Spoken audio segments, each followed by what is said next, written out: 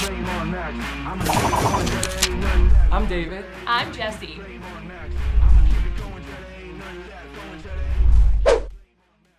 안녕하세요. 미화생 채널의 데이빗입니다. 오늘은 제가 제시쌤과 같이 콩글리시에 대해서 이야기를 나눌 건데요.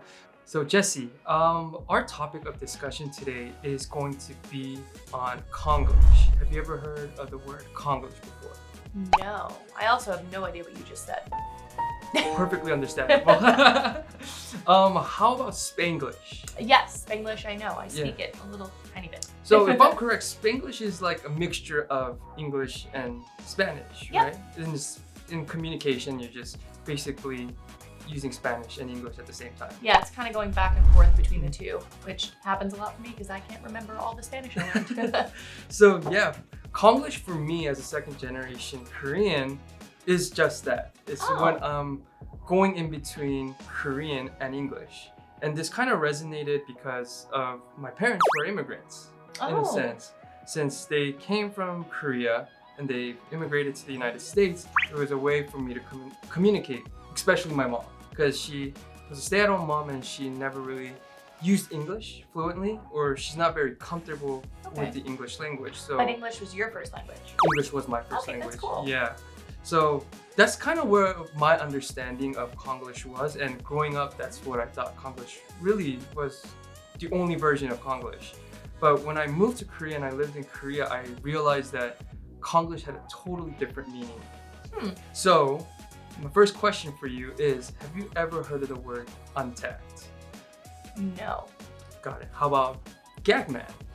Yeah, Gagman. Is that like a rapper?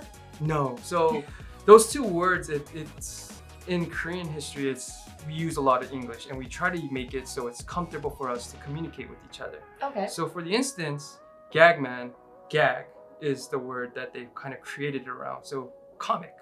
Oh, like gag, like joke. Exactly. Okay, Yeah. okay. So when they heard the word gag and they decided that a comedian that was a man, they put it together. Gagman. And instead of using comedian, which is much harder to use or pronounce in Korean, they decided to just go with 개그맨. Okay, okay. So yeah, Yeah. funny guy, funny man. Exactly. Comedian. Exactly. That makes sense. It does. But it's grammatically, and if you're looking at it at a grammatic point of view, it doesn't really make that much sense. Yeah, no, not in Yeah. English, not in English. So- I get it, but it wouldn't be natural for us. Yeah, exactly. For a Native American speaker, it doesn't make any sense. Right, Yeah. right. So with the word untact, do you have any idea what that might possibly mean? To take apart, because undo something, to undo. No. So no. Good guess though. But untact is originated because of the pandemic and because people didn't want to come in contact with each other. So untact business means Oh, contactless business. got it. Yeah. So my question for you is just, what, as a Native American speaker that grew up in America and never been to Korea or doesn't really know much about Korean culture, I want to go though. great place. It's a great, The food. amazing. Uh. But yeah, so as an American speaker, Native American speaker, how do you feel about Koreans trying to create their own English in a sense? I don't feel like a certain way about it. I think it's super smart. I mean, the idea of languages is communication, and you know, I only speak one language, which I'm sad about. But it's great when people want to learn more than one, and if you're trying to communicate with somebody, it's very frustrating if you can't. So if there's any way to bridge that gap, I guess Konglish would be it. If there's any way to try to understand each other, like when I try to speak Spanglish, like I get little bits and pieces, Yeah. and if that works, that's great. So Got it's it. just about understanding that Konglish and bridging that gap. Got it. So kind of just going off of this untact word, because it's been a big part of Konglish and Korean businesses, have been using the word untact as if it was actual. An actual word. Yeah, It is exactly. now. It is. But for the Korean people, maybe we can discuss, is there a better way that we can change the word untact?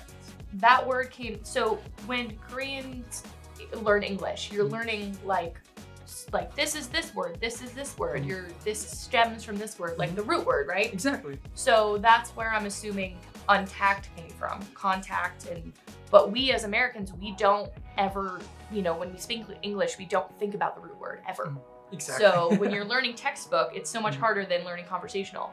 So I think by taking away the textbook aspect of making Konglish words and doing real words, like full words, like gag man made actually sense to me. Okay. A better one would be joke man. Joke man. Because we don't really say gag that much. But something like that. So that would be my advice in Konglish, is to just try not to make the words very textbook, make them easy, but not from root words, I guess. Yeah, it makes perfect sense. I mean, with the word untact, it's literally they just strip the word from the root word out of it, and they're just kind of putting their own context into it because it's easier for them to pronounce. And at the end of the day, for Koreans, it gets the job done. If it gets the job done, then that's the important part. I might not have known it right away, but if we kept talking or physical gestures were made, I might understand what untact meant, like that. So it's not completely out of the book. It's not something that you probably will not ever understand, but with a little bit of context, body language. Context and body language, yes, for sure. Jessie, thank you so much for your opinion on Konglish. Of course, David. Yeah, thanks for talking to me. It's a pleasure. It's very fun speaking with you. And hopefully next time we have a more broader topic that we can discuss. And yeah. Yeah, I love learning from you. Awesome. And maybe I'll start to speak Korean eventually. Probably not, but. And again, thank you so much. 자, 오늘 저희 제시쌤과 이제 콩글리시에 대해서 말했는데요. 다음에는 다른 토픽 갖고 이야기를 나누도록 할게요. Bye, Salian.